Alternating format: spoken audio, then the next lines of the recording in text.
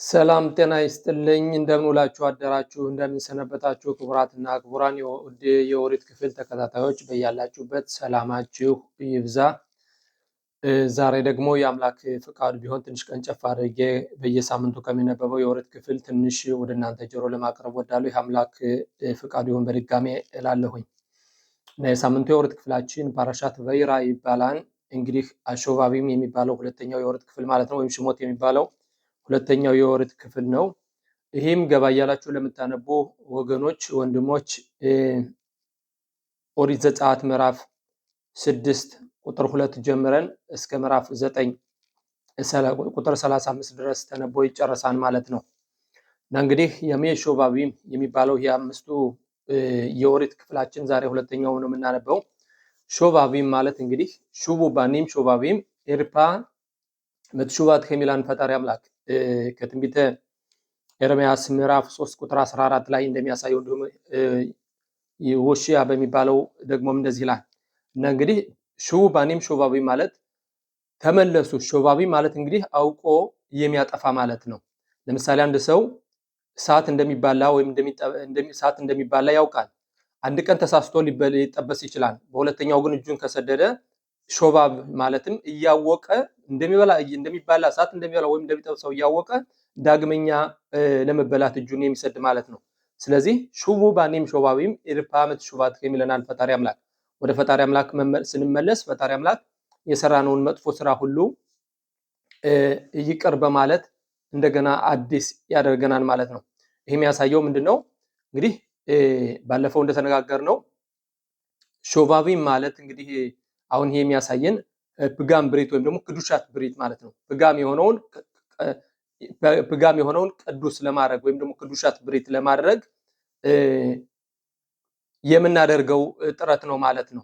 እና እንግዲህ ይህን በምናደርግበት ጊዜ ሊቃውንቶች እንደሚሉትኝ 1060 ማዚኪሞችን ማስወገድ እንችላለን ማለት ነው። ለምንድነው ይሄን ያህል ማዚኪም ወይም ደግሞ መጥፎ ነገሮች በእኛ በሰው ልጆች ያሉ ማለት ምንድነው ስንል ከአዳም ከመጀመሪያው የሆነው ነገር በሁላችንም በኩል ይሄ ፕጋም ብሪት በሚባለው ሁኔታ ላይ ወይም ደግሞ በኢብሪቱ አባባል ኬሪ ይባላል። በዚህ ሁኔታ የሚፈጠር ብዙ ፍጥረቶች አሉ እና ፈጣሪ አምላክ እኛ ወደሱ እስካልተመለስን ድረስ እነዛ ማዚኪም እኛ ከራሳችን የፈጠርናቸው ልክ እንደ ልጆች ናቸው፣ ምንም ስጋ ይኖራቸው እንጂ እኛ የራሳችን የፈጠርናቸው ፍጥረቶቹ በእኛ ላይ ምክንያቱም ምግባቸውን እንድንሰጣቸው ይፈልጋሉ፣ በእኛ ላይ መጥፎ ነገሮችን ያደርሳሉ። ስለዚህ ወደ ፈጣሪ ስንመለስ ፈጣሪ አምላክ ልክ እንደ ቢቷ ህሎሚ ማለት ነው እነሱ ምግባቸውን እየሰጣቸው ይቆያል። ምክንያቱም እኛ ወደሱ ወደ ፈጣሪ ስለምንመለስ ማለት ነው። ሌላው እንግዲህ ከሳምንት የኦሪት ክፍል የምናየው ምንድነው? ባለፈው ሳምንት እንዳየነው የሰው ልጅ ስደት የሚጀምረው ማንነቱን አጥቶ ወደ ሌሎችን ለመምሰል ሲሞክር ነው ይላል። ዛሬ ደግሞ ከጋሉት ወደ ግዑላ ወደሞ ከስደት ወደ ትድገት ስንመለስ ደግሞ የሚያሳየን ምንድነው? አልሽሎሻ ድባሪም አም እስራኤል ጋሉም የሚስራይም ይላል ንጋሉም የሚስራይም ይላል። ወለኑ በሶስት ነገሮች የእስራኤል ልጆች ከስደት ተመለሱ ይላል። ስማቸውን አልቀየሩም፣ ቋንቋቸውን አልቀየሩም፣ ልብሳቸውን አልቀየሩም ይላል። ይሁን እንጂ ባለፈው እንዳየነው እነዚህ ትልልቆቹ ያዕቆብ አባታችን እንዲሁም ዮሴፍ ከሞተ በኋላ ግን ግብጾችን ለመምሰል ሞክረዋል።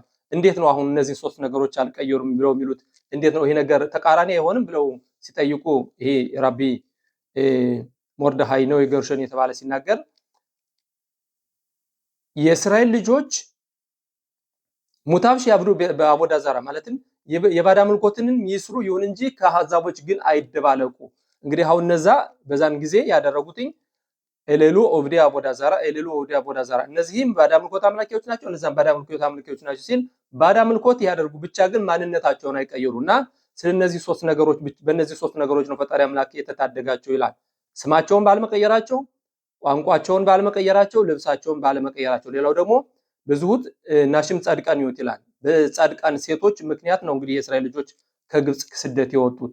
ይህም እንግዲህ እንደምናየው ፉአና ሽፍራ የሚባሉት ወይም በኢብሪቱ ስማቸው ሚሪያም እና ዮኬቤድ የተባሉትኝ በእነሱ ጥሩ ስራ ምንድነው ያደረገው? ይሄ አዲስ ንጉስ የተነሳ ንጉስ ያደረገው ምንድነው? ወንድ ልጅ ሲወለድ ወደ ውሃ ከተቱት የሚል ወይም ግደሉት የሚል ነበር ትእዛዝ የሰጠው። እነሱ ግን ፈጣሪ አምላክን በመፍራታቸው እና ያን ትእዛዝ ባለመፈጸማቸው ፈጣሪ አምላክ ቤትን ሰራላቸው ይላል። እና ዛሬ ሳምንት የኦሪት ክፍል ተዚህ ላይ ሲያሳየን እንዲህ ሲል ያሳየናል። በመጀመሪያው ላይ ወይዳበር ኤሎሂም ኤል ሞሼ ወዮሜር ኤላብ አኒ አዶናይ። እንግዲህ ከዚህ ላይ አኒ አዶናይ የሚለው አዶናይ ማለት በብዙ ጊዜዎች ተነጋግረንበታል። ኤሎኪም ማለት የኃያሎቹ ሁሉ ኃያል ሲሆን አዶናይ ማለት ደግሞ መሐሪ ስም ነው ማለት ነው። በዚህ ስሙ እንግዲህ ፈርዖንም አላውቅም ያለ፣ እኔ እግዚአብሔርንም አላውቅም እስራኤል ልጆችም አለቅም ያለ ዮሴፍ አጻድቅ ህልሙን ሲፈታለት ኤሎኪም በሚለው ነበር የተገለጠለት። ዛሬ ግን አዶናይ ወይም ደግሞ አሼም በሚለው ስሙ ማለት ነው። ቀጠል አድርጎም ወኢራኤል አብርሃም ኤልይስሐቅ ወኤልያዕቆብ በኤልሻዳይ ኡሽሚ አዶናይ ሎኖ ዳቲ ላፌ። ለአባቶች ለነዚህ ጻድቃን አባቶች ለአብርሃም ለይስሐቅና ለያዕቆብ የተገለጡትኝ ኤልሻዳይ በሚባለው ስሜ ነው። ኤልሻዳይ ማለት ምንድነው? አማር ላውላሞ ዳይ ማለትም ዓለሙን በፈጠረበት ጊዜ ባለማቋረጥ ሲስፋፋ ነበር። ሲስፋፋ ዳይ ማለትም ከዚህ ላይ በቃ ማለት ነው። አሁን ከዚህ ላይ በኢየሩሳሌም ከተማ አንዲት ቤተመቅደሱ ካለበት ላይ ኤቨን ሽቲያ የምትባል ነገር አለች። እንግዲህ ከዛች ነው ዓለም እየተስፋፋ ይሄዱ ይላል እና ዓለም እየተስፋፋ ሲሄድ ከዚህ ላይ በቃ አቁም በማለት ያቆመው ማለት ነው። እና በዚህ ስሜ ነው ለአባቶች ሲታወቅላቸው የነበረው። የመሐሪው ስሜ ግን አልተገለጸላቸውም ነበር። וגם הקימותי את בריתי איתם לתת להם את ארץ כנען את ארץ מגוריהם אשר גרו בה וגם אני שמעתי את נאקת בני ישראל אשר מצרים מעבדים אותם ואזכור את בריתי לכן אמור לבני ישראל אני אדוני። እንግዲህ ለእስራኤል ልጆች እንዲህ በላቸው እኔ መሐሪ አምላክ ነኝ።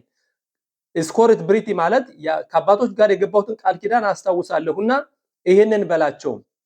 ምክንያቱም በመሐሪው ስሜ እንደሚታወቀው ከአብርሃም አባታችን ጋር ብሪት ቤና ቤታሪም ከሚባለው ቃል ኪዳን ሲገባ ልጆችህ ለ400 ዓመት በባርነት ይቆያሉ ነው ያለው። አሁን ግን 210 ዓመት ብቻ ነው ነበር። ለምንድን ነው ይሄን ያደረገ? እኔ በመሐሪው ስሜ በቃል በገባሁት በኤሎኪም በሚለው ሳይሆን በመሐሪው ስሜ አስቀድሜ ላወጣቸዋለሁና ይነገራቸው። በውጤት ወጣም ይተሃት ስብሎት ሚስራይም ከግብጽ መከራ ወጣቸዋለሁ። ወይጻልቲ እትኸም ማቦዳታም ወጋአልቲ እትኸም ዝሩዋን ነቱያ ወመስፋቲም ግዶሊም ወለካቲ እትኸም ሊ ለአም ባይቴም ሊ ለኤሎኪም ባይቲ ላኸም ለስልሃ ይቅርታ ባይቲ ላኸም ለኤሎኪም እኔ ለእናንተ አምላክ ሆናለሁ እናንተ ለኔ ህዝብ ወይም ልጅ ትሆኑኛላችሁ ይላል። ወያዳተም ኪ እኔ አዶናይ ኤሎኪም አመውጪትከም ሚተሃት ስብሎት ሚስራኤል። እናንተ አውቃችኋል። እንግዲህ በእኛ በሁኔታ እምነት የለም። አውቃችኋል እኔ አምላካችሁ እንደሆንሁኝ ይሄን ሁሉ ኃይል አድርጌ ማንም በእነዚህ በአራቱ ነገሮች አሁን በተከስናቸው ያወጣኋችሁ እንደሆናችሁ አውቃችኋል። እንዴት ነው የሚለው? እኔ አዶናይ ኤሎኪም አመውጪትከም ሚተሃት ስብሎት ሚስራኤል ወቢቲትከም ኤል ሃአሬጽ አሸር ነሳቲ ኤትያዲ ለቴት ኦታ ለአብርሃም ለይስሐቅ ለያዕቆብ ነታቴ ኦታ ላኸም ሞራሻ እኔ አዶናይ። አሁንም እንግዲህ በመሐሪ ስሙ ነው እንግዲህ መምህራችን ሙሴ ባለፈው ሳምንት ምንድን ያለው? ለምንድነው አምላኬ ለምንድነው የላከኝ? አንተ ከላከኝ ጊዜ ጀምሮ አከበዱባቸው በማለት ነበር የተናገረው። አባቶችህ በፍርዱ ዲን ይባላል በፍርዱ ስሜ እንኳን ቢገለጥላቸው ይሄ ነው አላሉኝ ነበር። አንተ ግና የመሐሪሙ ማነው ስሙ ቢሉኝ ማነው ልበላቸው ቢሉኝ የመሐሪውን ስም ሰጥቼህ እንኳን አሁን ደግሞ በዚህም ትከራከረኛለህ በማለት ስለ አባቶች ስለሞቱት አባቶች እንዳዘነ ያሳያል። ወዳበር ሞሼ ከን ኤልብኔ እስራኤል ወሎሻሙ ኤል ሞሼ ሚቆጸሩ ሩህ ወማቦዳ ካሻ። ይሁን እንጂ የእስራኤል ልጆች ግና ሊሰሙት አይችሉም። ቆጸሩ ሩህ ማለት ቆጸሩ ሩህ የሰው ልጅ አምሮ የተረጋጋ ሻለ ወይም ካልተረጋጋ የፈለገ ብንደረደርለት የፈለገ ሙሳር ወይም ምግባር ብንደረደርለት አይሰማን። ምክንያቱም ልቡ የተረጋጋ አይደለም። ስለዚህ መቀበል አይፈልግም። ስለዚህ መምህራችን ሙሴ ሄዶ ሲላቸው ምንድን ያሉ መቆጸሩ ሩህ ልባቸው ይንትን ያለ ስለነበረ ሊሰሙት አልቻሉም። እንግዲህ ምንድን ያለው መልሶ ለፈጣሪ አምላክ እነሆ የእስራኤል ልጆች አልሰሙኝም እንዴት ፈርዖን ሊሰማኝ ይችላል በማለት ሲነግረው ታያለህ። አሁን ከዛሬው ሳምንት የወርትል 7 ብትሮችን ነው የተመታ ፈርዖን። ታያለህ በጣም ልቡን አደነድነዋለሁ 10 ብትር መትቼ የእስራኤል ልጆችም እንደሚለቃቸው ታያለህ በማለት እንዳለው ያሳያል። እችን ትመስላለች አጠር ያለች የሳምንት የወርት ክፍሌ ወገኖቼ። ባለፈው ዓመት በሰፊው አቅርቤዋለሁ። ገባ ያላችሁ ማየት ትችላላችሁ። ሰላም ሁኑልኝ። ሰላም የሰፈነበት ሰንበት ይሁንልን። ወንድማችሁ ጋሻው ወርቁ ነኝ ከሆሎን አጠር አድርጌ ትንሽ ርዕሱን እንኳን ለመግለጽ ነው የገባሁት። ዛሬ እንኳን ረዘም ያለ ጊዜ ስላልነበረኝ እላለሁኝ። እችን ትመስላለች የሳምንት የወርት ክፍላችን። ሰላም ሁኑልኝ። በያላችሁበት ሰላማችሁ ይብዛ። ሰንበት ሰላም በሸባት ሻሎም።